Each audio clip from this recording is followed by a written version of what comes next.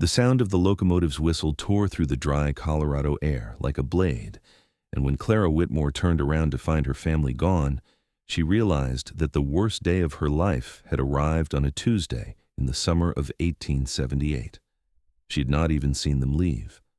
One moment her mother had been straightening the collar of Clara's traveling coat, her father standing stiff-backed beside the depot wall with his arms folded and his eyes fixed somewhere over her head, her brother Thomas leaning against the railing and pretending to be interested in the steam rising from the locomotive's belly. And then, between one breath and the next, all three of them had simply ceased to be there. The platform at Durango's little train station was crowded enough that it had taken her a full minute to understand what she was seeing, or rather, what she was not seeing. No familiar faces, no stiff-backed father, no brother with his studied boredom, no mother with her tight practiced smile. Just the crowd and the noise and the single enormous trunk that sat at Clara's feet like an accusation. She had turned in every direction, craning her neck above the heads of strangers, feeling the first cold thread of panic weave itself through her ribs. The platform was all noise and motion, porters shouting, a baby wailing somewhere behind her, the locomotive hissing great clouds of white steam into the blazing July sky. And none of it had anything to do with her. She was a small, still point in the center of all that noise, and she was entirely, absolutely alone. The trunk was enormous.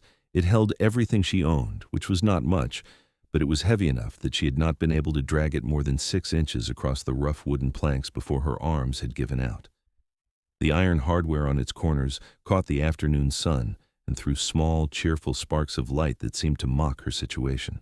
She sat down on top of it because her legs were trembling, and she pressed both palms flat against her thighs and breathed carefully through her nose. She had known this was coming, she told herself.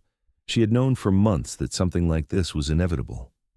Her father, Elias Whitmore, was not a man who tolerated daughters who refused to be useful, and Clara had been steadfastly, comprehensively useless to him for the past 3 years, ever since she had refused, at the age of 19, to marry Gerald Pruitt, who was 47 years old and smelled of tobacco and something sharper that Clara had not been able to name but had instinctively feared.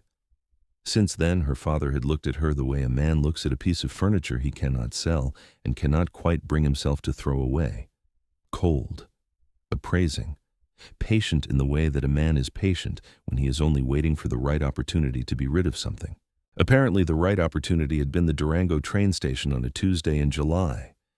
She supposed she ought to be more surprised than she was, but the truth was that somewhere beneath the cold shock, beneath the trembling legs and the tight throat and the horrible public humiliation of sitting on her own trunk in the middle of a crowded platform, there was a thin, bright thread of something almost like relief. She was not going back to her father's house. She was not going to marry Gerald Pruitt or anyone like him. Whatever happened next, it was going to be something different from what had come before, and different at that particular moment seemed like the most precious thing in the world. She had $12. She had the trunk. She had a letter in the inner pocket of her coat from a woman named Mrs. Doris Hale in Silverton, who ran a boarding house and had placed an advertisement in a Denver newspaper 6 months ago, seeking a young woman of good character to assist with domestic management. Clara had written to her, and Mrs. Hale had written back in a round, cheerful script that made her sound like a woman who laughed easily and often. The correspondence had been secret. Clara had been very careful. She had planned all of this, or rather, she had planned the escape, the departure, the beginning of something new. But she had assumed she would be boarding the northbound train to Silverton alone, not sitting stranded on the platform, because the family who was supposed to see her off had decided that seeing her off was more consideration than she deserved. She needed to find the station agent. She needed to buy a ticket to Silverton. She needed, first and most urgently, to do something about the trunk that she could not lift. She was still working through these practical necessities when a shadow fell across her, and she looked up. The man standing in front of her was the largest human being Clara had ever seen in her 22 years of life. He was well over 6 feet tall, with shoulders that belonged on a draft horse and arms that tested the seams of his flannel shirt in a way that suggested the shirt had been purchased with optimism and worn into something approaching defeat. His hair was a deep chestnut brown and fell to just below his collar in waves that were neither neat nor entirely wild, simply the hair of a man who spent most of his time in places where a barber was not a practical consideration. He had a jaw that looked like it had been carved from the same red sandstone that formed the canyon walls east of town, and his eyes, when she got to them, were the particular shade of gray-green that she had only ever seen before in mountain water, cold on the surface and deep beneath, and carrying within them the sense of something that moved slowly, but moved with absolute intention. He was looking at her trunk. No, he was looking at her, and then at her trunk, and then back at her again, and his expression was thoughtful in a way that was entirely different from the prying, assessing look of strangers on a public platform. It was the look of a man who was working out a practical problem. Then he smiled. It was not a practiced smile. It was not the smile of a man who smiled often or for the benefit of other people. It was a small, contained thing that appeared briefly at the corner of his mouth and disappeared again before it had quite finished arriving, but it changed his face entirely, softened the carved stone jaw, crinkled the corners of those gray-green eyes, and made him look, for just a moment, like someone who found the world occasionally amusing in a way he had not expected. He reached down and picked up her trunk. He picked it up the way another man might pick up a carpet bag, one hand gripping the iron handle on the near end, a simple lift, the trunk rising from the platform planks as if it weighed nothing at all. "You look," he said, and his voice was low and unhurried, the kind of voice that came from a man who had spent a great deal of time in places where there was no need to be loud. "Like you could use some help finding out where this needs to go." Clara stared at him. Yes, she managed. "Yes, I could. Where are you headed?" "Silverton." He nodded as if this was an entirely reasonable destination, which in her current circumstances she found enormously comforting. "Northbound train leaves in about 40 minutes. Station agent's office is around the east end of the building. I can take this there while you get your ticket, if that suits you." It suited her. It suited her absolutely. But she had enough presence of mind to hesitate, because she was a young woman alone in a busy train station with $12 and all her worldly possessions, and the worldly possessions were currently in the hands of a very large, very strange man who had appeared from nowhere and whose name she did not know. "I don't know you," she said. "No," he agreed. He shifted her trunk slightly, adjusting the weight with the casual ease of a man who was entirely accustomed to carrying heavy things over long distances. "My name is Eli Cade. I run a trapline in the San Juan Mountains, about 15 miles north of Silverton. I come down to Durango twice a year for supplies.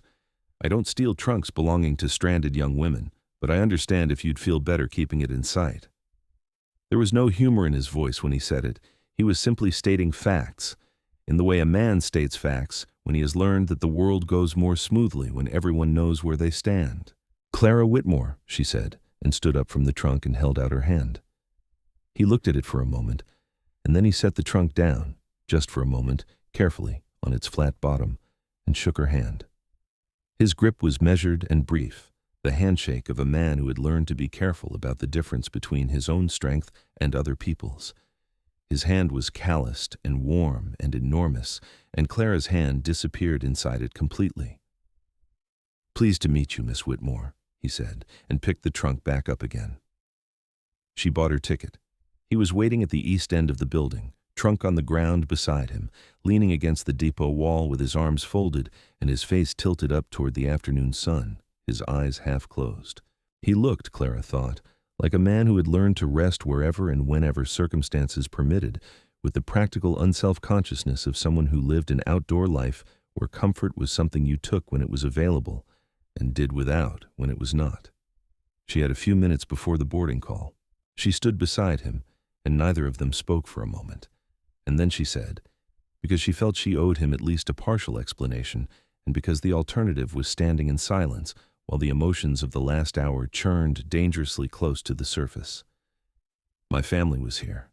They left while I wasn't looking." He turned his head to look at her. "I know," he said. "I saw them go." She felt a small shock move through her. You saw them? I was across the platform. Man, woman, young fellow. The man had his hand at the woman's back and he was moving them all toward the street exit. Quick, like a man who has made up his mind about something and doesn't want to give himself time to unmake it. Clara said nothing. She looked out at the platform, where the crowd had thinned somewhat, the locomotive still breathing its patient steam into the sky. I'm sorry, Eli Cade said. He said it simply, without the elaborate sympathy that would have been harder to bear than no sympathy at all. He said it the way he had said everything else, plainly, and with the sense that he meant exactly what he said, no more and no less. I'm not, Clara said, and discovered as she said it that it was more true than not true. Not really. Not for the reasons you might think. He looked at her a moment longer, and then he looked back up at the sky, and he said nothing. And somehow his saying nothing was exactly the right response. It gave her the space to be whatever she was without requiring her to explain it or justify it or manage his feelings about it. The boarding call came. He lifted her trunk without being asked and carried it to the luggage car. And when the porter looked askance at the large mountain man who appeared to be personally loading a woman's trunk, Eli Cade looked back at the porter with a flat, steady gaze that caused the porter to find something else to look at immediately. When the trunk was loaded and the porter had moved on to other business, Eli turned back to Clara and said, Doris Hale runs a good establishment. You'll be comfortable there. Clara blinked. You know Mrs. Hale? She feeds me when I'm in Silverton. Good woman, sensible. She'll look after you. It was such an unexpected reassurance, delivered in such an entirely matter-of-fact way, that Clara felt the tight thing that had been living behind her sternum since she had turned around on the platform and found herself alone, loosen just a fraction, into something more manageable. Will you be on this train? I am, he said. I have supplies to bring back. I'll be in the freight car for most of it. He paused. But I'll be on the train. She was not entirely sure what to make of the way he said that last part, with the slight added weight on it that suggested it was not simply a statement of fact, but something offered. A small, solid thing, the way a man might place a steady hand on a table that someone was afraid might tip. She said, Thank you, Mr. Cade, and meant it with everything she had. He nodded once and touched the brim of his hat, and the train whistle screamed, and Clara Whitmore climbed the steps into the passenger car and began the journey toward the first day of the rest of her life. The train to Silverton ran along the Animas River, climbing steadily into the mountains on a narrow-gauge track that had been blasted and cut through terrain that had no particular interest in accommodating human ambition. Clara sat in the passenger car and watched the landscape change through the window. The dry scrub of the lower valley giving way to canyon walls of red and ochre stone, the river running bright and fast below, the air growing perceptibly cooler as they climbed, the mountains closing in around them in great green walls of pine and aspen. She had never been to the mountains before. She had grown up in Denver, which was flat and increasingly civilized, and the mountains had always been something she could see from a distance, a purple line on the western horizon, promising wildness and cold and something that was not the orderly domestic life her father had intended for her. Now she was going into them, and the going into them felt, with every mile of track, less like an accident and more like something she had been heading toward for a long time. The other passengers in the car were mostly men, miners heading back to claims in the San Juans, a cattle agent in a good suit who kept falling asleep and snoring, a young couple who were clearly newlywed and could not stop looking at each other with the stunned, grateful expression of people who still could not quite believe their luck. Clara watched the couple with a feeling that was more complicated than simple envy. She had wanted, at some point in her life, to be looked at that way. She had wanted someone to look at her the way those two looked at each other, as if she were the most important fact in the world, the answer to a question that had been troubling them for a very long time. Gerald Pruitt had never looked at her like that. Gerald Pruitt had looked at her the way a man looks at a property he is considering acquiring, calculating value and possible deficiencies with the same dispassionate eye. She turned back to the window. They were deep in the canyon now, the walls rising hundreds of feet on either side, the river a constant silver presence below. The locomotive's whistle echoed off the stone in a long, mournful cry that seemed to belong to this landscape completely, as natural as the cry of a hawk or the boom of a distant thunderhead. Clara pressed her palm flat against the window glass and felt the vibration of the rails traveling up through the car and into her bones, and thought, I am 22 years old, and I have $12, and I'm going somewhere I have never been, and none of the people I grew up with know exactly where I am. It felt astonishingly wonderful.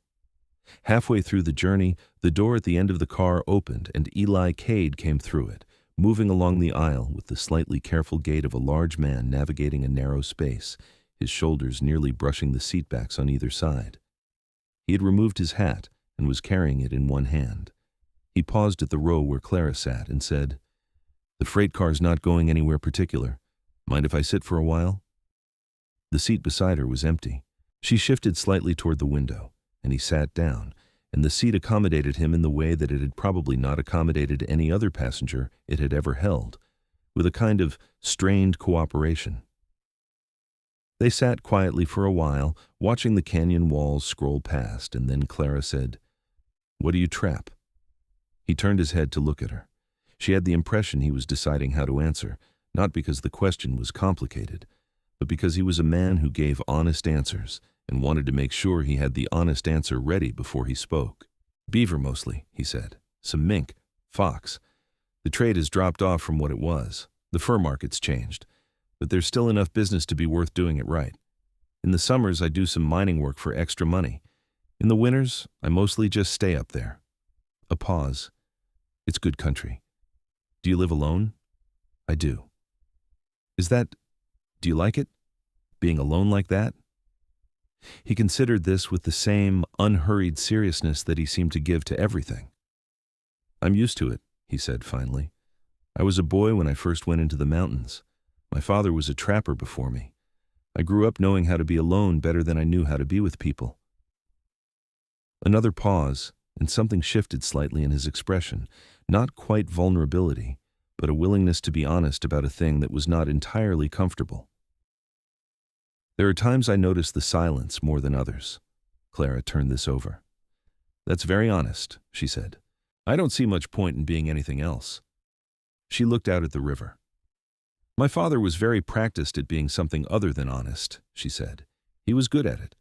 He could say one thing and mean another thing, and the meaning he intended was always colder than the words. She stopped, surprised at herself. She did not talk about her father. She had not talked about her father in a very long time, because talking about him required examining things that she preferred to leave undisturbed. Eli said nothing, but the quality of his silence was attentive in a way that she found she did not mind.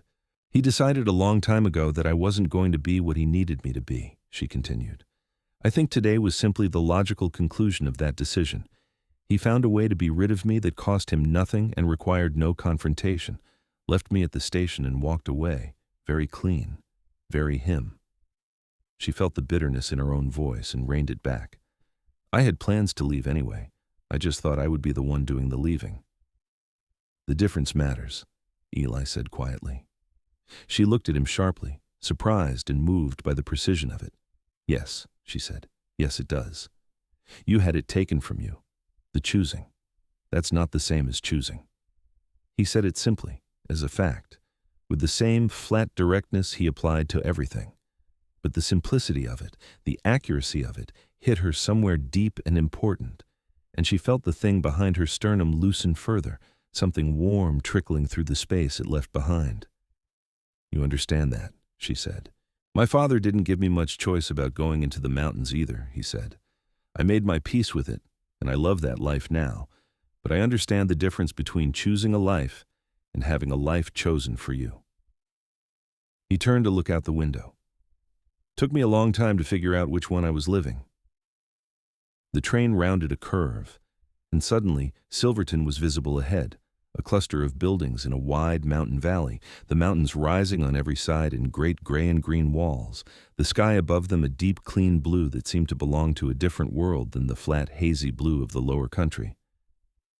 Clara leaned toward the window, and the sight of it hit her in the chest. The smallness of it, the raw, bright aliveness of it, the way it sat in its mountain bowl like something that had simply grown there, like it had no choice about where it had appeared and was completely unbothered by the fact. "It's beautiful," she breathed. She felt rather than saw Eli turn his head toward her. He said nothing. But there was something in the silence that followed, a particular quality of attention that made her aware of him in a way that she had not quite been before. The train pulled into Silverton's small station in the late afternoon, the light slanting long and golden across the valley, turning the dust into something almost magical. Clara descended the steps to find a town that was alive with the particular kind of noise that a mining community made, the distant thud of stamp mills processing ore, horses moving along the main street, the sound of a piano from somewhere up the road, men calling to each other across the street. It was nothing like Denver. It was smaller, rougher, louder in some ways and quieter in others. It smelled of pine and horse and something mineral and clean that she could not immediately identify, but which she thought might simply be altitude, the particular smell of air that had not been breathed by many people. She loved it immediately. Eli Cade retrieved her trunk from the luggage car, carrying it on one shoulder as if it were a sack of flour, and led her up the main street toward a 2-story frame building that had a painted sign above the door reading, "Hale's Boarding House, Clean Rooms, Good Meals." He set the trunk down on the front porch and knocked on the door, and the woman who opened it was exactly as Clara had imagined her from the letters, round-faced and bright-eyed, in her late 50s, with white hair and a practical bun and an apron over her dress, and the expression of a woman who had decided long ago that the world was fundamentally interesting and that the correct response to people was warmth. "Eli Cade," she said, "I told you if you came back here I'd feed you, and here you are." Then she saw Clara, and her expression shifted from fond exasperation to something open and welcoming. "And you must be Miss Whitmore. I got your last letter. Come in, come in. Supper's in an hour." She looked down at the enormous trunk. "Lord have mercy, child. What have you got in there?" "Everything," Clara said. Mrs. Hale laughed, the big, easy laugh Clara had expected from the letters, and held the door open, and Clara stepped into the warmth and the smell of cooking food and the sound of a house that was lived in and cared for. She did not cry. She had expected to cry at some point today, but standing in the doorway of Hale's boarding house in Silverton, Colorado, in the long July evening, with the mountains rising on every side and a good supper an hour away and the sense of something beginning rather than ending, she found she had no tears available, only a profound, shaking tiredness, and underneath it, still, that thin, bright thread of relief that had been present since the moment she had found herself alone on the platform. She turned in the doorway to look back at Eli Cade, who was standing on the porch with his hat back on, clearly preparing to move on to whatever business had brought him to Silverton. "Thank you," she said again, "for everything today. You didn't have to do any of it." He looked at her with those gray-green eyes, and the small, unexpected smile appeared again at the corner of his mouth. "No," he agreed. "I didn't have to." He touched his hat brim, turned, and walked back down the steps into the golden afternoon. "Mephisto." Hale appeared at Clara's shoulder. "Good man," she said, watching him go with the considering eye of a woman who has made up her mind about a lot of people over the years and is seldom wrong about them. "Stubborn as a mountain and about as forthcoming as one, but good clear through." "We were on the train together," Clara said, "from Durango." "Were you now?" Mrs. Hale's voice was entirely neutral, but there was something in her eyes that was not neutral at all.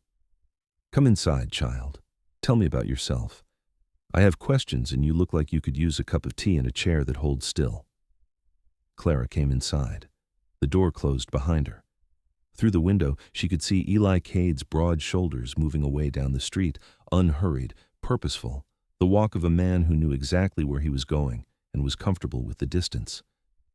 She did not tell herself anything foolish about him. She was a sensible young woman who had just been abandoned by her family and was in the first hours of a new life in a strange mountain town, and the last thing she needed was to build castles out of a man who had carried her trunk and sat beside her on a train. She turned away from the window and went in to have tea with Mrs. Doris Hale, and did not think about Eli Cade for a full 3 hours, which she considered a reasonable achievement given the circumstances. The next 3 weeks were a revelation. Clara had thought she knew what hard work was. She had kept her father's house, had managed the domestic affairs of a family of 4, had cooked and cleaned and mended and pressed and organized and managed with no particular acknowledgement and a great deal of invisible criticism. But the work of Mrs. Hale's boarding house was different from her father's house in every way that mattered. It was work done for a reason she understood and agreed with. It was work whose results she could see. The clean rooms, the good food, the 6 boarders who came in dusty and tired and went to bed fed and comfortable. It was work that Mrs. Hale valued openly and generously, with direct praise and the kind of practical partnership that Clara had never experienced with another woman before. There were 6 boarders. 4 were miners, men who worked hard, ate enormously, slept deeply, and caused almost no trouble. 1 was a schoolteacher named Mr. George Fairley, who was neat and mild and read constantly and said please and thank you for everything. The 6th was a man named Harlan Cross, who was something less easy to categorize. Cross was in his 40s, with the lean, watchful look of a man who had developed habits of observation out of necessity rather than curiosity. He worked, he said, in mining interests, investments and claims in the complex business of extracting profit from rock. But he moved through the town with the particular ease of a man who had learned how to make himself at home in places where he had not been invited. He was perfectly polite to Clara. He was perfectly polite to everyone. But there was something in his politeness that felt like a door that had been very carefully closed, and whatever was on the other side of that door, Clara was not sure she would enjoy it. Mrs. Hale, when Clara raised this impression tentatively one morning over breakfast preparations, looked at her with an approving eye and said, "You are a perceptive young woman, Clara Whitmore. Pay attention to your impressions of that man." "Is he dangerous?" "I don't know yet," Mrs. Hale said, which was a more honest answer than Clara had expected. "I know he's here because of something specific, and I know it's not straightforward. Silverton is a boom town, and boom towns attract men who are looking for quick money in ways that aren't all above the counter. But he pays his rent on time, and I haven't caught him doing anything I can point to. So I keep my eye on him, and I wait to see which way he goes." Clara kept her eye on him too, and said nothing more about it. Eli Cade came back to Silverton on a Friday, 3 weeks after the day on the train. She knew it was him before she had turned fully from the front window, because the sound of his boots on the porch steps was different from the sounds the miners made, slower, more deliberate, the footfall of a heavier man. She turned and saw him through the glass, and something in her chest performed a small, unremarkable leap that she chose not to examine. Mrs. Hale fed him supper. This appeared to be an established ritual. Eli came down from the mountain roughly every 3 weeks for supplies, and Mrs. Hale fed him a proper meal, and he paid for it, and they treated the arrangement with the comfortable dignity of something that had been going on for years and suited both parties. Clara served the supper. She was aware, in the kitchen, of the deliberate quality of her own movements, the way she was being slightly careful, slightly more precise than usual, in a manner that had nothing to do with professionalism and everything to do with the fact that she did not want to drop anything with those gray-green eyes in the vicinity. He stood when she brought his plate to the table, which none of the boarders did, and which made Mrs. Hale look up from her sewing with an expression that, in Clara's peripheral vision, appeared to contain approximately the same amount of amusement as the expression of a woman who has predicted something and is now watching it happen. "Miss Whitmore," he said, "you look well." "I am well," she said. "Silverton agrees with me."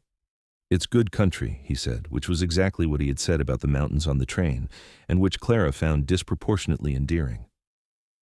She sat at the other end of the table after she had brought his food, because it was the supper hour, and she ate with the household, and they talked about the town, about the mining news, about a new vein that had been found up near Howardsville that was generating excitement, about the summer weather, which had been dry and clear in the high country. He talked more freely than he had on the train, she thought, or perhaps she was simply better at listening for the things he said when he was not talking. He stayed for 2 hours, and when he left he did not say anything in particular about coming back, but he caught her eye near the door, very briefly, with that small, contained smile, and she held the warmth of it long after the door had closed. The summer deepened. Eli came down from the mountain every 3 weeks, reliably as the calendar. Clara began to find reasons to be in the front room when the time for his visits approached. Not waiting exactly, nothing she would have described as waiting, simply being present in the natural course of her duties in a room that had a window facing the street. They fell into conversations with the ease of people who have discovered, somewhat to their own surprise, that they are unusually comfortable with each other. She learned that he was 30 years old, that he had been in the San Juan Mountains since he was 16, that he had no family living. His father had died of a fever when Eli was 23. His mother had died when he was 10. He had built his own cabin, had hauled the timber himself, had chinked the walls and laid the stone hearth and fashioned the furniture from what the forest offered. He described his life in the mountains with the quiet, specific love of a man talking about the one thing in the world he has chosen entirely for himself. She told him, over the course of many evenings, about Denver, about her father's house and its orderly cold surfaces, about her mother, who had been a gentle woman with a will that had been ground down to almost nothing over 30 years of marriage to Elias Whitmore, about Thomas, her brother, who had simply become their father, the same assessing eyes, the same cold patience, the same practiced dishonesty. She told him about Gerald Pruitt and the refusal, and the 3 years of quietly escalating displeasure that had followed, and the train station, and the $12, and the letter from Mrs. Hale. He listened to all of it with the full, still attention that she had come to recognize as simply who he was. A man who, when he was listening, was entirely listening, not planning his next sentence, not waiting for his turn to speak, simply present and following and receiving what she offered him with a respect that she had not experienced before from any man. In September, he asked her if she would walk with him. The town was lit with early autumn gold, the aspens on the slopes above beginning their extraordinary annual performance, turning each hillside into something that looked less like a real mountain and more like the idea of one. They walked along the edge of town to where the buildings gave way to open ground, and then along a path that climbed a little through the scrub before leveling out on a small bench of land that faced west, toward the peaks. He had been quiet for most of the walk, in the way he was sometimes quiet when he had something to say, but was working out the right way to say it. "I want to tell you something," he said when they had stood for a while looking at the mountains. "All right," she said. "I'm not a man who says things he doesn't mean," he said. "So when I say this, I need you to know I've thought about it, and it's not something I'm saying because it seems like the right thing to say. It's true." She turned to look at him. He was still looking at the mountains, his jaw set, the long afternoon light turning his chestnut hair to something warm and bright. "I've thought about you," he said, "every day since the train. I go back up to my cabin and I think about the things you said and the way you looked when you said them, and I'm not accustomed to thinking about anyone. I've been alone so long I thought I'd just go on being alone forever, and I wasn't unhappy about it. But now I think about you and the silence is different than it was." Clara's heart was doing something complicated and warm and a little frightening. She held very still. "I'm not asking for anything," he said quickly. "I know you've just started your life here, and the last thing you need is some mountain trapper making declarations at you. I thought you should know, because I don't believe in not saying true things when they matter." She turned to face him fully, and he finally looked at her, and she could see in his gray-green eyes the particular vulnerability of a very contained man who has just opened a door he has kept shut for a very long time and is not entirely sure what will happen next. She said, "I think about you too, Eli." He held her gaze for a long moment, as if he was checking the statement against all his careful honesty and finding it genuine. Then that small, real smile arrived at the corner of his mouth, and this time it did not disappear. It stayed warm and full and entirely unguarded, and it changed his face so completely that Clara felt she was seeing him for the first time.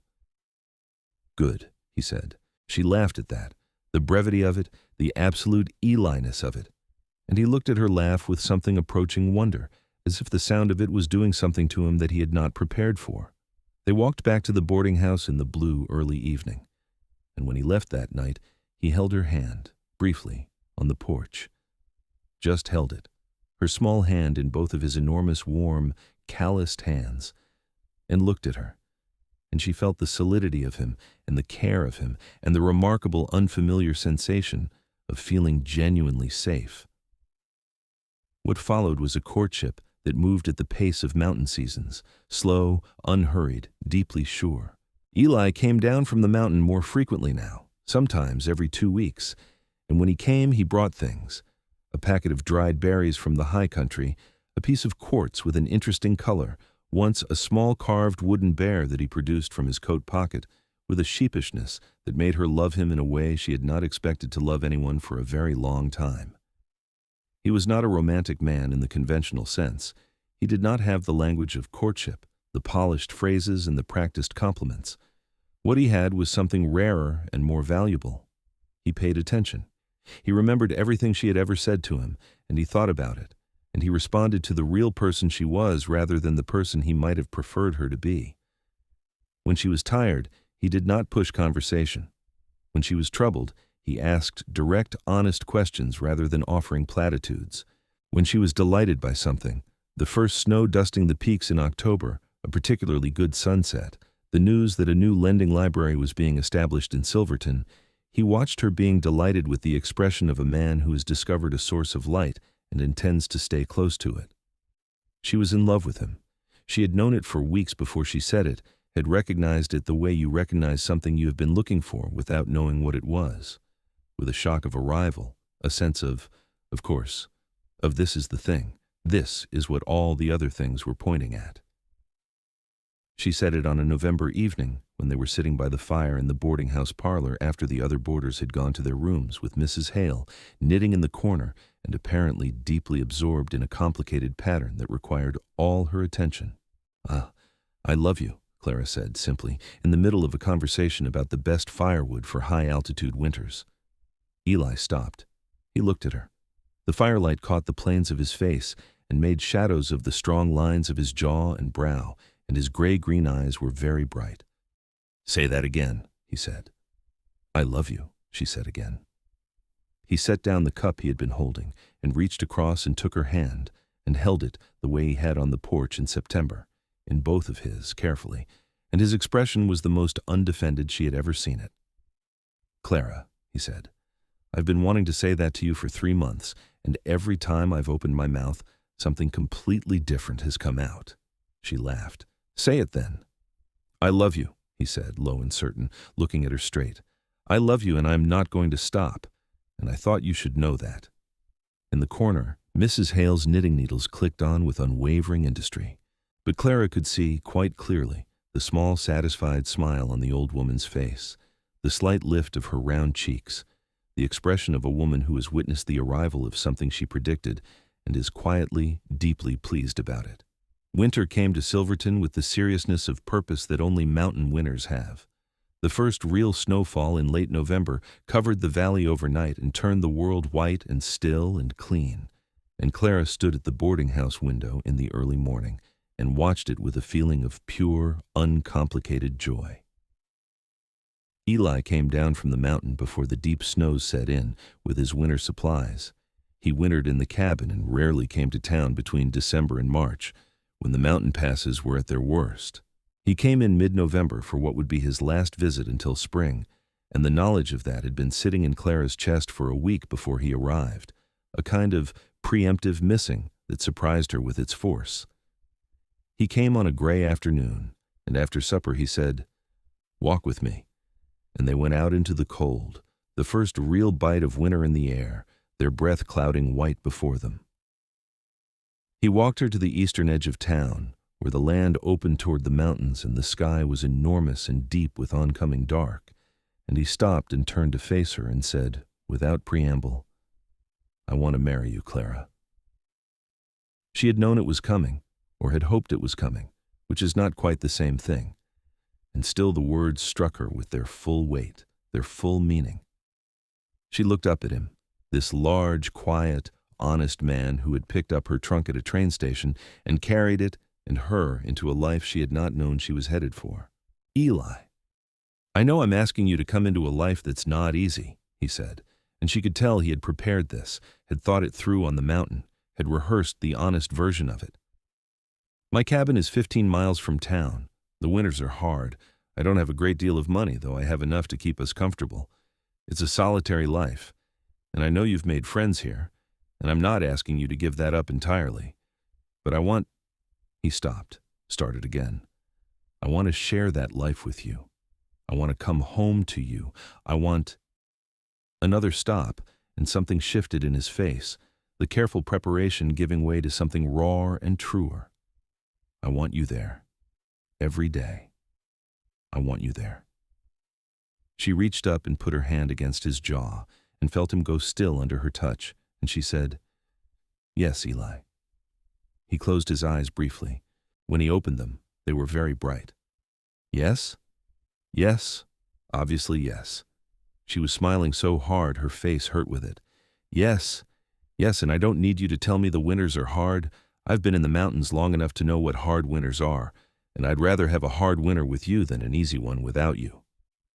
He put his hands on either side of her face, those enormous, careful hands, and tilted her face up and kissed her.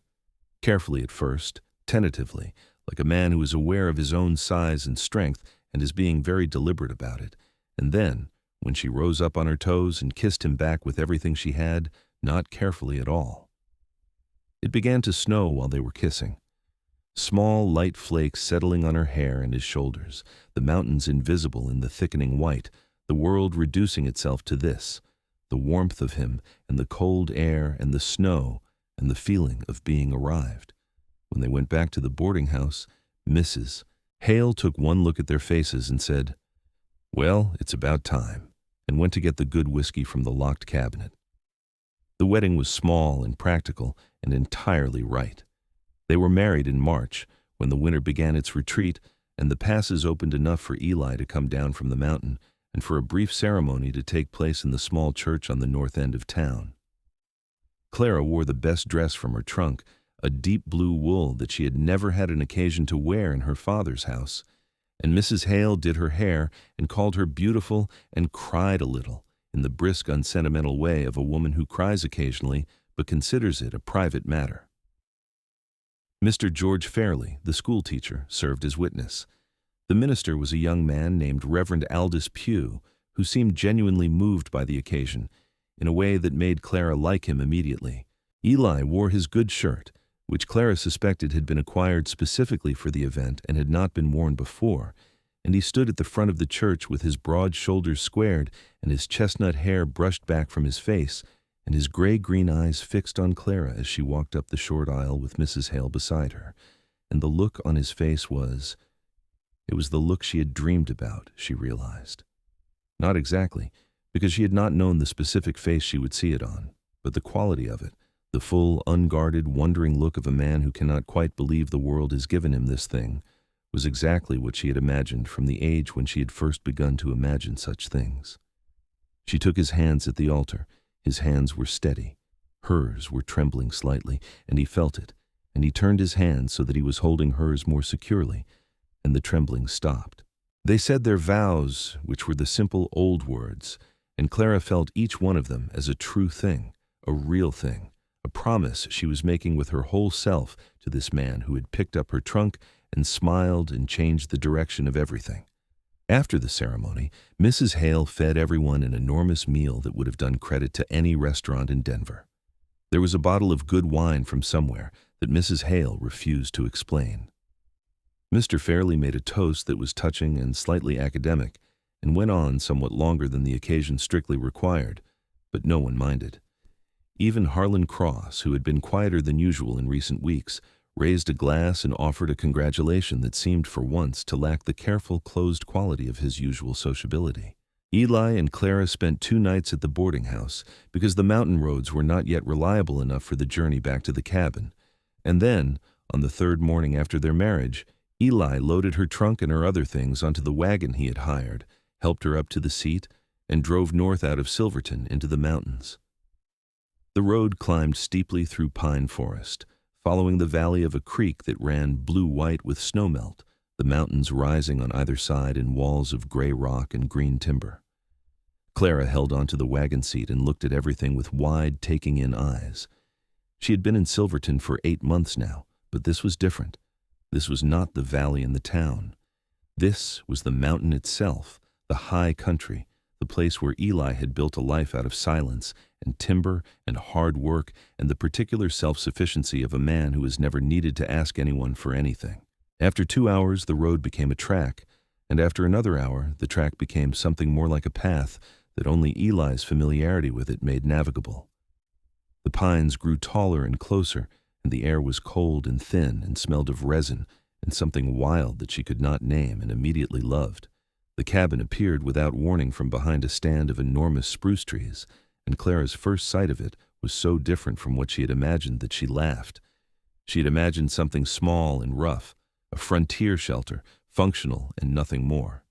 What she saw was a substantial structure built from large logs that had been fitted together with evident skill and care, with a real stone chimney from which a thread of smoke rose into the cold blue sky, a covered porch along the front, and small paned windows that caught the light. There was a woodshed to the south, neatly stacked with split timber. There was a small corral where 2 horses moved quietly. There was a lean-to that she would learn was for drying pelts. Everything was ordered and thoughtfully arranged with the specific practicality of a man who has thought hard about how to live well in a difficult place. "Eli," she said. "It needs some things," he said immediately, with the defensive directness of a man who has been rehearsing objections. "I know it's not." "Eli," she turned to him. "It's wonderful." He looked at her. "You think so?" "I think so." He helped her down from the wagon seat, his hands at her waist, lifting her to the ground, and held onto her for a moment after she had her feet under her, just for a moment, standing close, looking at her face, and she put her hand flat against his chest and felt his heart beneath the layers of flannel and wool, steady and strong. "Welcome home," he said. Life on the mountain was harder than anything Clara had known, and better than anything she had imagined. The physical demands were relentless. Water came from the creek, carried in buckets. Heat came from the fireplace and the small cast-iron stove that Eli had hauled up the mountain piece by piece 2 summers ago. Food was what you grew or preserved or hunted or bought in town when the road was passable. Every task had its particular discipline, its particular economy of effort, its particular satisfaction when it was done well. She learned quickly. She had always been quick learning, but here the lessons had a directness and a consequence that made them stick in a way that domestic management in her father's house never had. She learned to build a fire that would burn all night from a single careful arrangement of wood. She learned to preserve meat and berries and root vegetables against the months when fresh food would be unavailable. She learned to read the sky for weather, a skill that in the high country was not decorative, but essential, since a storm could come in fast from the west and turn a passable trail into an impossible one in a matter of hours. Eli was a patient teacher. He showed her things directly, without condescension, explaining the reasoning behind each technique, the why of it, because he had found in his years alone that understanding the why made the how easier to remember. He treated her as a capable adult, which was the most profoundly different thing she had experienced since leaving Denver, because her father had treated her as an incompetent child for so long that she had occasionally wondered if he was right. She was not incompetent. She was, it turned out, remarkably competent. She had organizational and practical gifts that had been wasted in the sterile efficiency of her father's house, and that flourished here where they had genuine work to do. She reorganized the cabin's storage so that everything had a logical place and could be found without searching. She started a kitchen garden in the small clearing south of the cabin. She mended and made and repaired with the specific pleasure of someone doing necessary work for a life they have chosen. And she had Eli. The mornings were the best thing.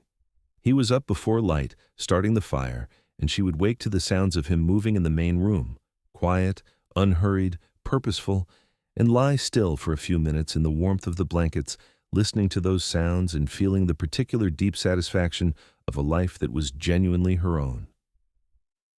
When she got up, he would have coffee ready, and they would sit at the table together in the early gray light before the sun came over the eastern peaks, and talk, or not talk, with the ease of people who have discovered that silence with each other is a kind of conversation too. He was careful with her in the way that a man who is very strong is careful when he loves, Aware of the difference, making accommodations for it without comment or fuss, the gentleness in him something he had clearly thought about and decided was not weakness, but simply the correct response to a particular set of facts. He was also, she discovered, funny, not in a performed way, but with the dry, sideways wit of a man who had observed the world for a long time, from a position of comfortable detachment, and found it consistently, quietly, absurd. He would say something with a completely level face and only the small lift of an eyebrow to flag that it was funny, and she would catch it and laugh, and he would look at her laugh with that wondering expression, as if the sound of it was something he intended to spend a great deal of time in the presence of. They were happy. Clara thought about that word sometimes, happy, with the slightly suspicious scrutiny of someone who has not been happy often enough to take it for granted. She turned it over and examined it, looking for the conditional clause, the expiration date, the hidden cost. And she could not find one. She was simply, genuinely, quietly happy in the way of a thing that has found the conditions it was designed for. Summer came to the high country in a blaze of short, brilliant intensity.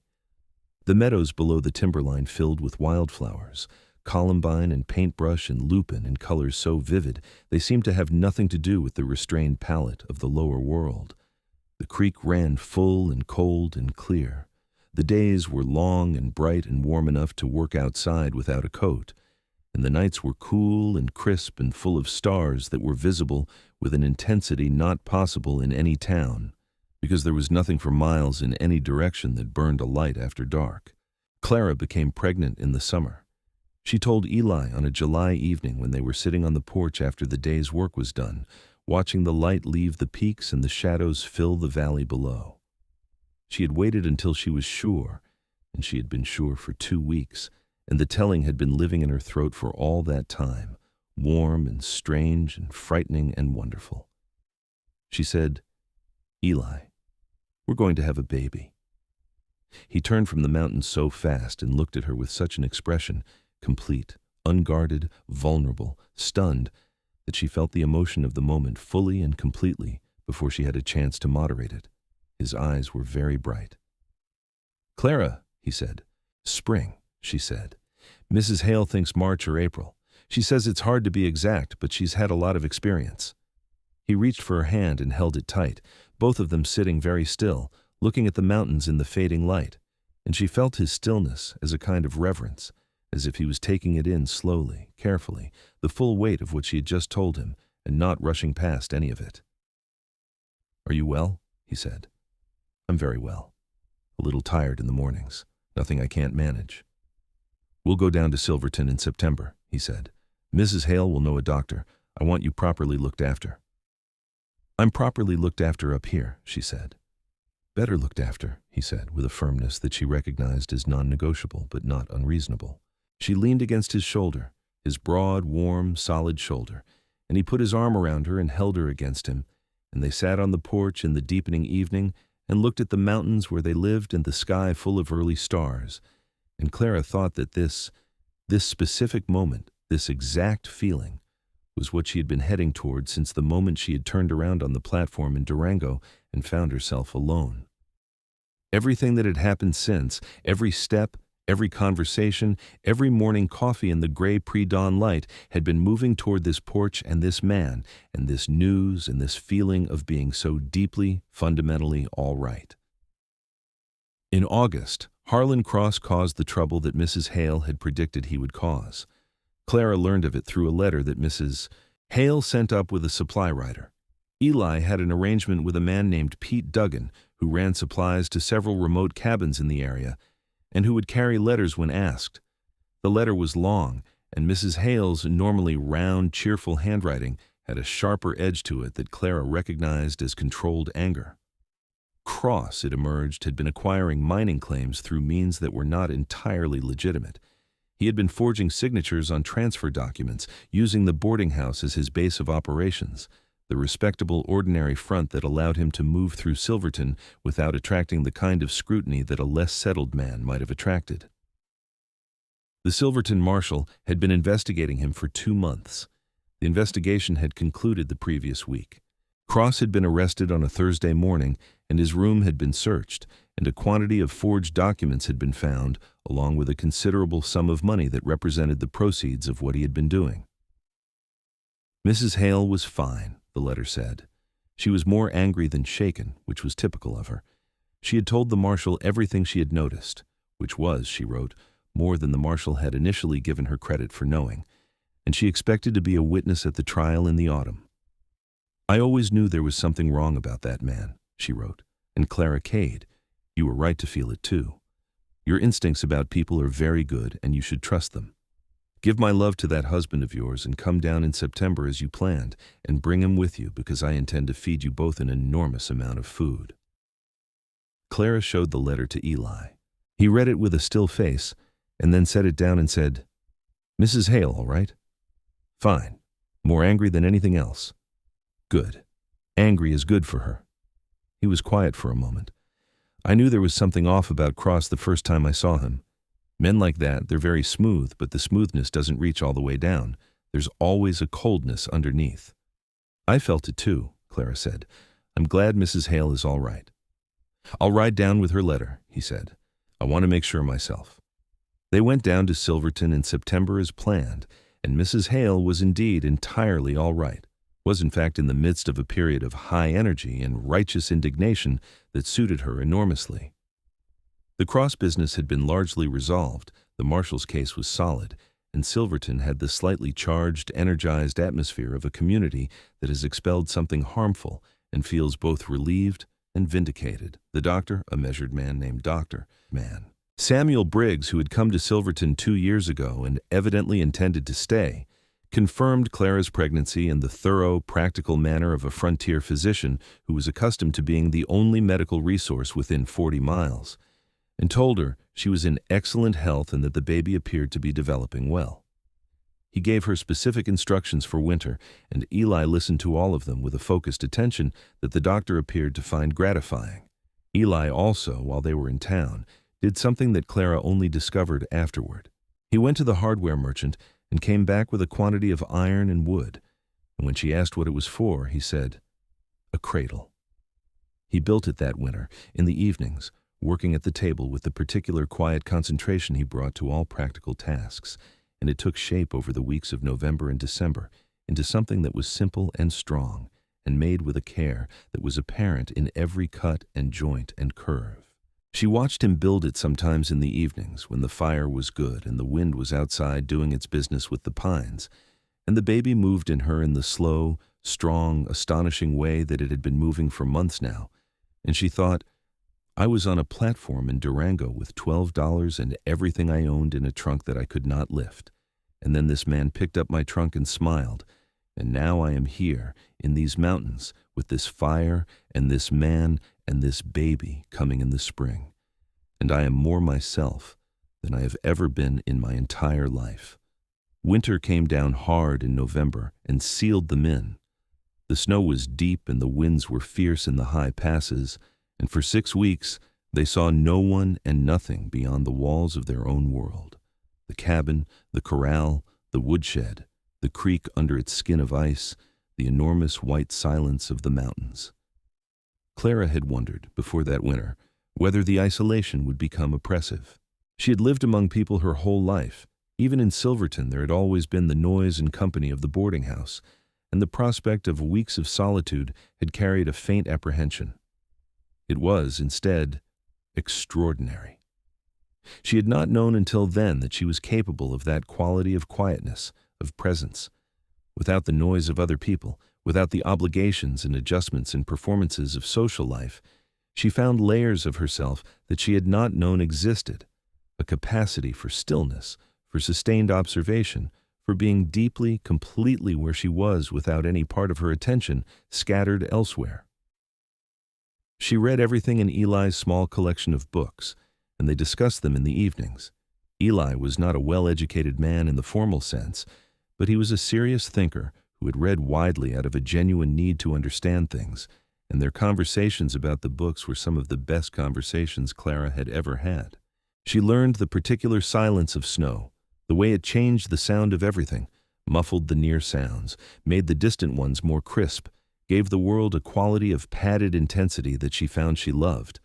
She learned the way the cabin breathed in cold weather, the way the fire's warmth moved through the rooms, the way the structure of the log, so massive and so carefully fitted, held the heat with a reliability that her father's thin-walled Denver house had never managed. And Eli was extraordinary in winter. She had known him in the movement of summer and autumn, active, purposeful, always in motion, always doing the next necessary thing. In winter, he was a different kind of extraordinary. He settled into the season with the completeness of an animal that is perfectly adapted to its environment, patient and unhurried, and absolutely capable. He checked the animals every morning and evening regardless of weather, went out into storms that would have stopped any reasonable person with the simple purpose of making sure that everything he was responsible for was all right, came back in with snow in his hair and his cheeks dark red from the cold and an expression of calm satisfaction that she could not quite explain this to herself, deeply moving. He was responsible for things, and he took that responsibility with every part of himself, and it was not a performance or a posture, but simply who he was. He was also, in the long winter evenings, endlessly present. He sat with her. He talked with her. He put his hand against her growing belly and talked to the baby, quietly, in a voice so low she sometimes could not make out the words, simply the rumble of it against her side. And she lay still and felt the profound, specific grace of being the woman in this man's life, of being the person he came home to and talked to and sat beside in the firelight of a deep winter mountain night. She thought about her mother sometimes in those evenings, about what her mother's life had been, the cold house, the cold husband, the absence of this kind of presence, this kind of warmth. She felt the grief of it alongside her own gratitude, held them both at once, and thought about the injustice of a world that gave some women Gerald Pruitt and some women Eli Cade, and that the difference between the two of those lives was so enormous it was almost incomprehensible. She hoped her mother had had something, some quiet corner of warmth, some small private joy, that her father had not managed to extinguish entirely. She could not know, but she hoped. In February, a letter arrived with Pete Duggan on one of his rare winter runs, and it was from Thomas. She had not heard from any of her family since the platform in Durango. She had not expected to, had not wanted to, and the sight of Thomas's handwriting on the envelope produced a cold, complicated feeling that she set aside deliberately and opened the letter with the calm, practical approach she had brought to everything since coming to Silverton. Thomas wrote that their father had died in November. A heart attack, sudden, and he was gone before the doctor arrived. Their mother was at Thomas's house now, and was, he wrote, in better health than she had been in years, which was something. He had found Clara's address through Mrs. Hale, who had apparently decided, on Thomas's behalf, that the letter was genuine, and that Clara would want to receive it. He wrote that he understood why Clara had left, and that he had not tried to stop what their father had done that day at the station, and that he was sorry for it. He did not dress the apology in excuses. He said simply, "I knew what he was doing, and I did not interfere, and that was wrong of me. I'm sorry." He said that their mother had asked about her, and that if Clara ever wished to write, the address was at the top of the letter. Clara read this twice. Then she folded it carefully and held it in her hands for a while. Eli came in from the animals and stopped when he saw her face and said, "What's happened?" "Direct as always, going straight to the point," she told him. He sat down across from her at the table and listened, and when she finished he was quiet for a moment, and then he said, "How do you feel?" "I don't know yet," she said honestly. "My father is dead, and I don't feel the way a daughter is supposed to feel about that, and I'm not certain whether that's terrible of me or simply true." "It's simply true," he said. "He gave you reasons not to grieve him. That's not your failure." "Thomas's apology is real," she said more quietly. "I can feel it. He's not like our father, or he doesn't have to be if he chooses not to be. I think he's been choosing more carefully since we were left without father's example to follow." "And your mother?" Clara looked at the letter. "I will write to her," she said. "I want to write to her. I've wanted to know if she was all right for 8 months. I couldn't reach back toward that life while I was still building away from it." Eli reached across the table and covered her hand with his. "Write to her," he said. "She didn't abandon you. She was there and she said nothing and she went when he went, but she didn't choose it any more than you chose to be left."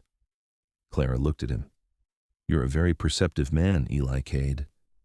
"I've had a lot of time to think about things," he said, with the slight gravity that meant he was choosing not to be funny right now. "And I've had you to think about since July of 1878, she wrote to her mother. The letter took 3 drafts in a long evening by the fire and came out as something honest and complete, not forgiving everything at once because that would not have been true, but opening a door, offering a beginning, saying, "I am here, and I am well, and I want to know that you are too." The son was born in April. He arrived on a Tuesday. Clara thought later that she should have expected a Tuesday, since her life seemed to have its most significant appointments on that day. In the early morning, with the spring light coming through the cabin windows and the sound of the creek freed from its ice running loudly outside, and Eli sitting at the head of the bed with Clara's back against his chest and his arms around her, and Mrs. Hale, who had come up from Silverton 3 weeks earlier and installed herself with the complete authority of a woman who has presided over many births and knows exactly what she is doing. It was hard, and it was long, and at the end of it, Clara was completely exhausted and completely exhilarated, and she held her son, who was large and loud and immediately furious at the world, which Mrs. Hale said was an excellent sign. And she looked at him and felt something happen behind her sternum that was enormous and bright and entirely new. Eli held him next. He held him in those enormous, careful hands, his big arms cradling the small, fierce, indignant baby with the same deliberateness he brought to everything fragile, fully present, fully responsible, fully gentle. His expression was undefended in a way that Clara had only seen a few times before. The autumn hillside, when she had said yes, the wedding altar when she had walked toward him, the porch in July when she had told him about the baby.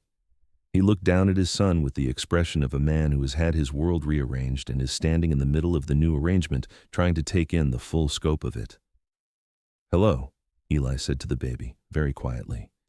And then, because he was Eli, he said nothing else for a long moment, simply held him and looked at him and was entirely, completely there. They named him James Robert Cade. James for Eli's father, Robert because Clara had always liked the name, and it seemed like the right weight for a boy born in a mountain cabin in April with the snowmelt running in the creek. Mrs. Hale stayed for 2 weeks, feeding them both and managing the household with the brisk, joyful efficiency of a woman who has been looking forward to this for months.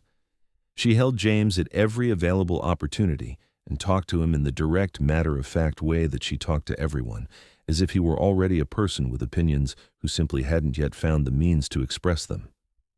James appeared to find her fascinating. When Mrs. Hale went back down to Silverton, she took Clara's letter to Clara's mother with her, to send with the next reliable postwriter going east. She also, Clara strongly suspected, cried for about 10 minutes after leaving the cabin, but she did it well out of sight of anyone in the characteristic Mrs. Hale manner. Life reorganized itself around James with the comprehensive thoroughness that a new baby brings. The rhythms of the mountain, which Clara had learned so carefully over the past year, were now interwoven with new rhythms, the rhythms of feeding and sleeping and small, demanding wakefulness that the baby imposed with complete authority over everything else.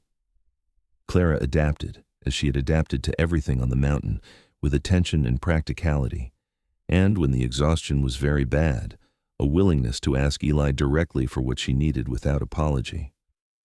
Eli with James was one of the great surprises of Clara's life, and she had already been extensively surprised by Eli Cade. She had known he would be good.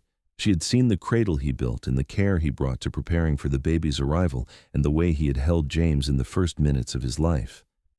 But she had not fully anticipated what it would be like to watch this large, solitary, contained man become a father. He was endlessly patient. He got up in the night without complaint, bringing James to Clara when he needed feeding and then taking him back and walking with him when the baby was fussy and wouldn't settle, moving around the dark cabin with the long, steady stride and the quiet presence that, apparently, worked on babies the same way it worked on nervous animals and uncertain young women at train stations. He talked to James constantly while he worked, explaining what he was doing, narrating the day's tasks in the same low, unhurried voice in which he explained everything, treating the baby as a person with a genuine interest in the mechanics of splitting firewood and checking trap lines and reading the weather. James, from very early on, watched his father with an expression of concentrated, serious attention that was so completely Eli's own expression that Clara sometimes had to leave the room to laugh. Summer came again, and with it a letter from Clara's mother. It was a long letter. It was written in the slightly hesitant hand of a woman who has been choosing her words with great care, afraid of saying the wrong thing, afraid of the door being closed again. It spoke of Thomas and his family. He had a wife and a young daughter and was doing well enough with a dry goods business in Denver. It spoke, in careful, understated language, of the relief of her current life, not criticizing Elias directly, because she was not a woman who had learned to be direct, but the relief was legible between every line. And it spoke of Clara, of the pride and the worry and the longing to know that she was well and whole, and that her life had turned out to be something good. Clara read it in the kitchen while James slept in the cradle nearby, and the summer sun came through the window at an angle that turned the dust motes in the air into small, drifting sparks of gold. She read it twice, and then she sat quietly for a while with her hands in her lap. Then she picked up her pen and began to write back. And this letter was easier than the first one, because the door was open now, and what was needed was not courage, but simply presence, the simple act of walking through and being there. She wrote honestly, the way she had learned from Eli to be honest, about the cabin in the mountains and the work and the wildness of this life. About Eli, who she described in terms she thought might surprise her mother with their completeness, not the cautious, partial descriptions that women of her upbringing were trained to offer about their husbands, but a real account of a real man, with his silences and his humor, and his enormous, careful hands, and the way he walked in from a storm with snow in his hair, and an expression of calm satisfaction. About James, who was 3 months old and already looked exactly like his father, and had his father's expression of steady, serious attention to everything, she wrote, "I am happy, Mother. I am happy. I am genuinely, fundamentally happy, and I am sorry that it took being abandoned at a train station for me to find my way to it. But I am not sorry that I found it. I am not sorry for any of it, not really. I hope that you are finding your own way to something like it." She asked her mother to come to Silverton. The invitation was not impulsive. She had been thinking about it since the first letter had arrived, had discussed it with Eli, who had said, with characteristic simplicity, "If you want your mother here, she should come," and had decided that what she wanted was not a continued correspondence, but a real thing, a seeing and being seen, a presence. The reply came in September, and it said yes. Her mother, Clara Whitmore, arrived at Silverton Station on a Thursday in October on the same narrow-gauge train that Clara had arrived on a year and 3 months before. Clara was waiting on the platform that was, in its own way, a place of some significance to her now, being the destination of all the journeys that had mattered. Clara Whitmore was smaller than Clara remembered her. She had always been a small woman, but years of living in the shadow of Elias had made her smaller still, as if she had made a habit of taking up as little space as possible, and the habit had become physical. But she stepped off the train with more upright carriage than Clara had expected, and when she saw Clara, her face did something that it had not, in Clara's memory, done very often in her father's house. It opened, completely, with uncomplicated love. They held each other on the platform for a long time. Clara smelled her mother's hair, the same particular scent from her childhood, lavender and something warm, and felt, with a complicated grief that was also release, the love that had always been there between them, that had been constrained and distorted and suppressed by circumstances, but had never, not once, gone away. Eli was waiting with the wagon at the end of the platform. He had driven down from the mountain that morning, 3 hours each way, because Clara had asked him to, and because he understood, without needing it explained, why this meeting mattered. He lifted his hat when Eleanor approached and said, "Mrs. Whitmore, pleased to meet you." Eleanor looked at him the way people always looked at Eli when they first encountered him in person, with a slight, involuntary rearrangement of expectations, and then she looked at Clara, and Clara could see her mother taking in everything, The ease between them, the way Clara stood near him, the way he looked at Clara when he thought no one was watching, and the way all of it added up to something obvious and good. "Mr. Cade," Eleanor said, "my daughter has written very highly of you." "She's overly generous," Eli said. "She really isn't," Eleanor said, and the smile that accompanied this was the first entirely unguarded smile Clara had ever seen on her mother's face, and it made her look like a different person, younger, lighter, more herself. They spent 4 days at the boarding house before the mountain road became too uncertain for the late October weather. And in those 4 days, Eleanor held her grandson for hours and talked with Clara about everything that had been silenced for years, and ate Mrs. Hale's cooking with an appreciation that deepened with each meal, and went to bed each night with the particular exhaustion of someone who has been doing a great deal of feeling in a short space of time. On the last evening, when Eli was at the bar of the hotel having a drink with Pete Duggan and Mrs. Hale had gone to her room, Clara and her mother sat in the parlor of the boarding house with James asleep in Eleanor's arms, and Eleanor said, "I didn't stop him. That day at the station, I knew what he was going to do and I didn't stop him." "I know," Clara said. "I should have." "Yes," Clara said honestly, because she had learned honesty from Eli and she was not going to undo that learning now, not even for kindness. "You should have, but I understand why you didn't." She paused. "He had taken away your ability to oppose him years before that day. It wasn't something you woke up one morning and chose." Eleanor was quiet for a moment, looking down at James's sleeping face. "Your father was not a bad man when I married him," she said. "I want you to know that.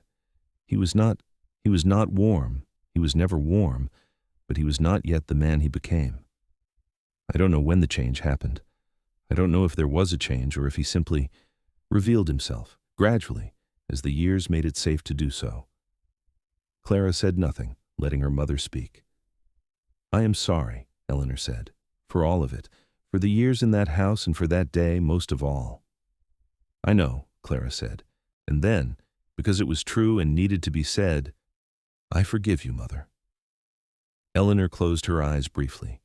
When she opened them, they were full of tears that she was, in the characteristic Whitmore manner, not going to shed in front of anyone. "Thank you," she said quietly.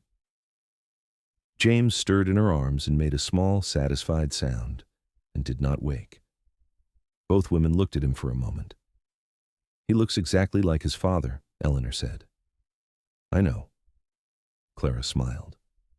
"Which means he will be stubborn and quiet and will carry heavy things without being asked, and will always tell the truth even when it would be easier not to." Eleanor laughed, a real laugh, unself-conscious, the kind of laugh Clara had never heard from her mother in her father's house. "Then he will be a very good man," she said. "He will be," Clara said. "They both are." Eleanor left for Denver the next day, with a promise to write and a standing invitation to return in the summer. Watching her go, Clara felt the loss of her and the rightness of the loss at the same time, the way you feel watching something that needed to happen, with both grief and gratitude present simultaneously. Eli drove them back up the mountain in the late morning, James wrapped in blankets between them on the wagon seat, the aspen gold mostly gone now, and the peaks already carrying a fresh dusting of snow on their high shoulders. The air was cold and clear, and carried the particular crystalline quality of high country October. "Your mother is a good woman," Eli said, after they had been on the road for a while.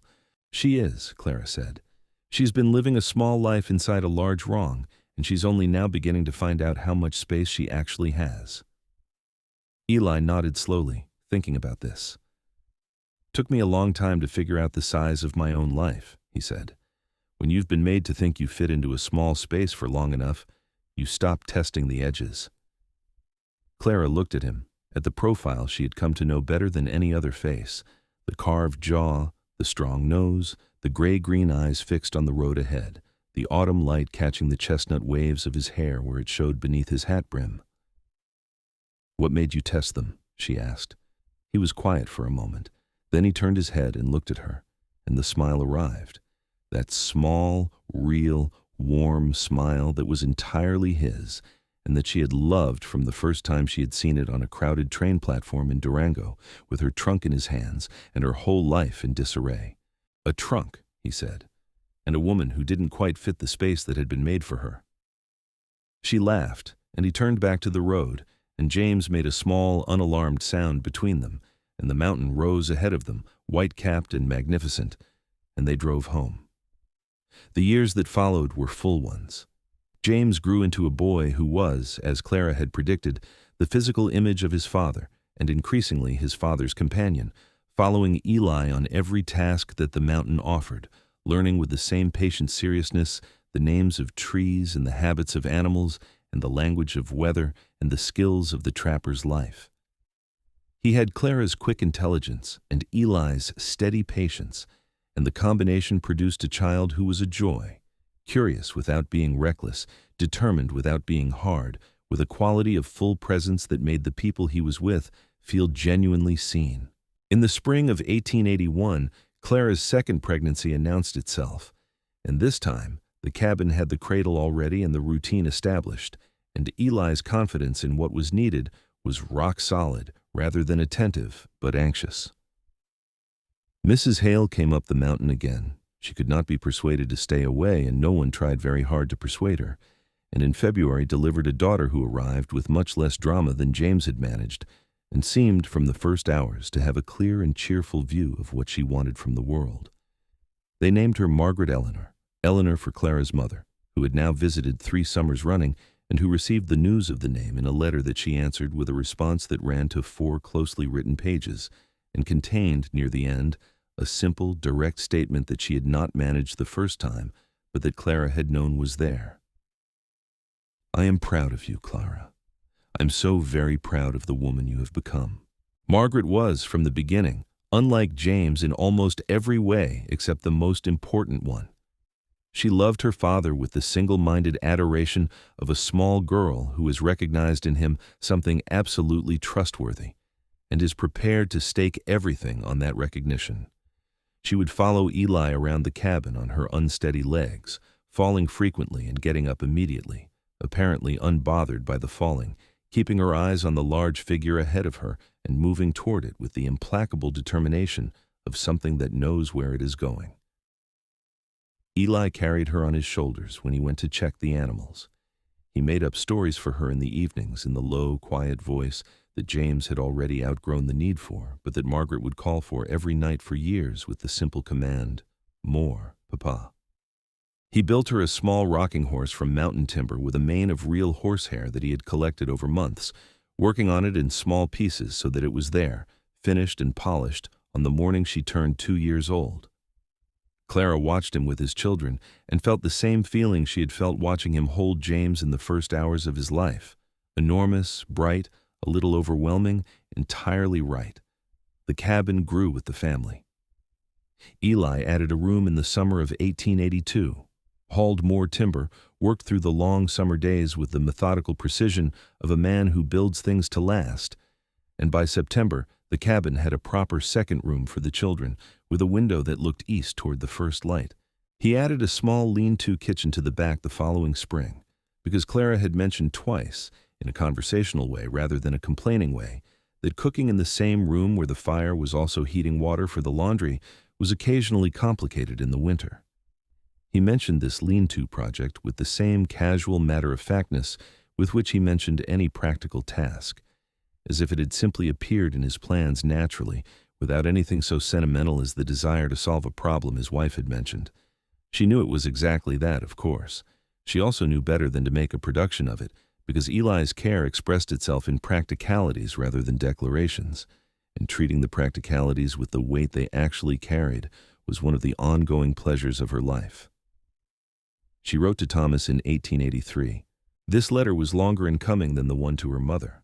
The wound there was different, more complicated, involving not just the pain of what had been done, but the particular disappointment of a brother who had known and had chosen, in that moment, inaction.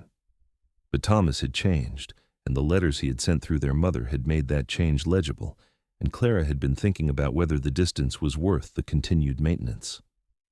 Thomas replied by return post. He had his own family now, 3 children, his wife was a teacher, he had sold the dry goods business and gone into law, and he was, reading between the lines, a man who had spent several years taking stock of himself and had not been entirely satisfied with what he found. He was doing the work of becoming something better than his father had been, and the effort was visible in every line. Clara wrote back. She did not forgive everything in the letter. That would have been dishonest. But she offered a beginning, the same door she had offered her mother, and Thomas walked through it with a gratitude that was unembellished and real. By the autumn of 1883, Clara Cade was 27 years old and had been in the mountains for 5 years and had 2 children and a husband who was everything she had understood on the platform in Durango that Gerald Pruitt would never have been, and a life that was hard and cold and demanded everything from her and gave her everything back with interest.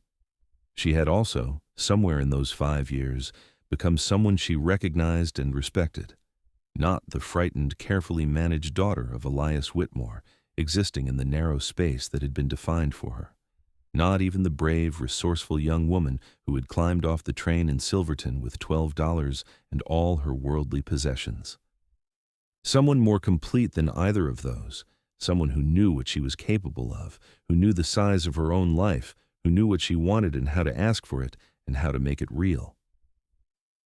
Eli saw this. He had been watching it happen, she knew, from the beginning, watching her become herself with the same patient attention he gave to everything that mattered to him. He told her once, in the winter of 1882, that she was the most capable person he had ever known, and said it with such simple, complete seriousness that it landed in her like a stone dropping into still water, the rings of it spreading outward through everything. "You said that before. I was capable of anything in particular," she pointed out. "No," he said. "I saw what you were capable of in the first 10 minutes. You'd had your family walk away from you at a train station, and you were sitting on a trunk you couldn't lift, and you were frightened and hurt and completely alone, and you were still thinking clearly, still making a plan, still going to where you were headed." He paused. "That's not nothing, Clara. That's most things."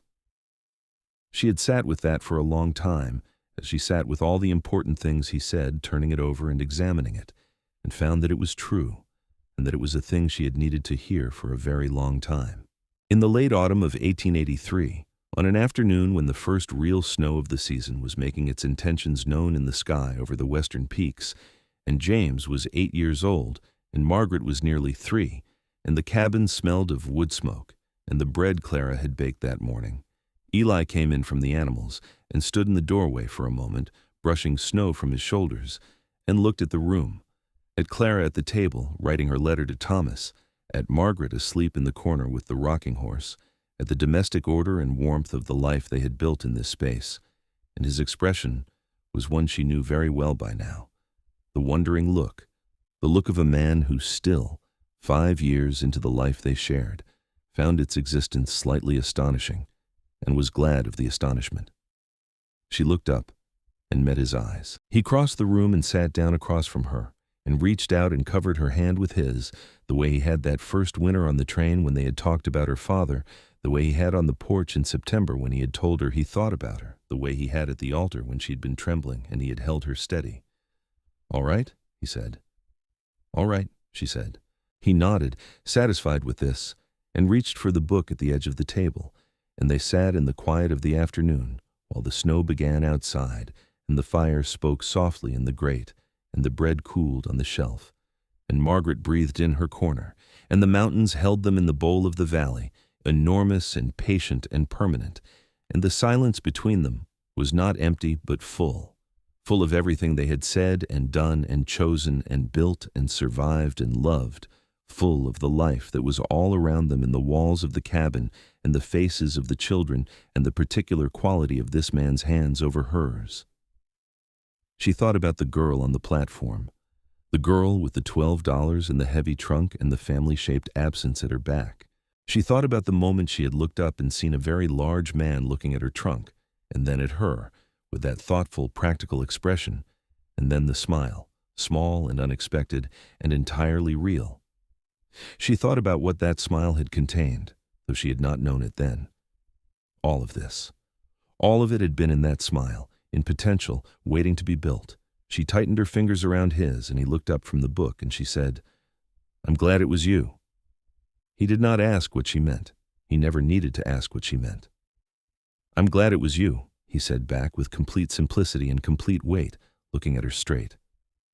Outside, the snow fell on the mountain in great soft curtains of white, covering the world in clean silence. Inside, the fire burned. James came stamping in from outside with cold cheeks and a report about tracks in the first snow that he had very important opinions about. Margaret woke from her nap and demanded to be picked up, which Eli did immediately, settling her onto his lap with the ease of a man for whom this small person's demands are never inconvenient.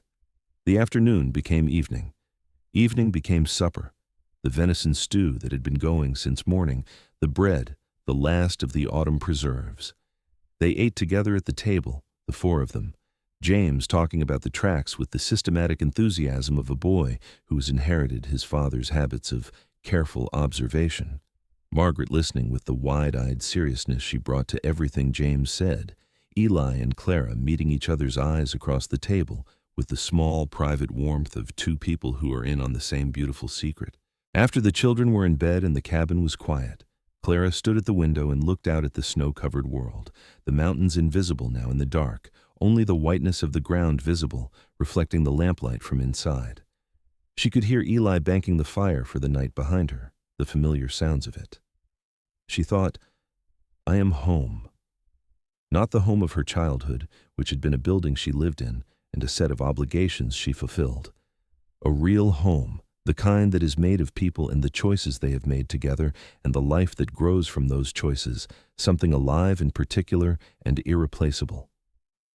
She had not known, on the platform in Durango, that this was what she was heading toward. She had known only that she was going somewhere, that different was the most important thing available, that she would take whatever came next with the full practical attention she was capable of. What had come next was Eli Cade, who had picked up her trunk as if it weighed nothing, and smiled at her with a smile that was small and real and contained, she understood now, the promise of everything. Eli's hand settled on her shoulder, warm and large and steady, and she leaned back against him, and he put his arms around her, and they stood at the window together, looking out at the dark and the snow and the mountains they could not see but knew were there, enormous and patient, and holding them both, as they would go on holding them through every season that was yet to come. How many more winters do you think we have left in us up here? She asked, not because she wanted to leave, but because she wanted to hear him talk about the future. He thought about it in the unhurried way he thought about everything. As many as we want, he said, and when we've had enough of the cold, we'll go down to Silverton and let Mrs. Hale feed us and argue with the neighbors and watch the grandchildren run in the streets, and then we'll come back up because neither of us is built for anywhere else. Grandchildren, she said, savoring the word and the long future it contained. James will find someone, Eli said. I have a feeling about it. He's got his mother's ability to see things clearly and his father's patience. That's a combination that's going to suit someone very well someday. Clara turned in his arms to look at him. And Margaret? Margaret, Eli said with the particular softness he brought to his daughter's name, is going to shake the world sideways and not particularly care what the world thinks about it, and whoever she decides to keep will be the most fortunate person in Colorado. Clara laughed, and he held her tighter, and she pressed her face against the warm flannel of his chest and felt his heart beating, steady, strong, reliable as the mountains, and thought about the girl on the platform one last time with complete tenderness and complete gratitude. She had been so frightened. She had been so alone. She had sat on her trunk in the noise of a busy platform and pressed her palms against her thighs and breathed carefully through her nose and tried to hold herself together, and she had not known, could not have known, that a shadow was about to fall across her from the largest and most quietly remarkable man she would ever meet in her life. She had not needed rescuing. She had had a plan and $12 in a letter from Mrs. Hale and enough capability to build a life from whatever materials presented themselves.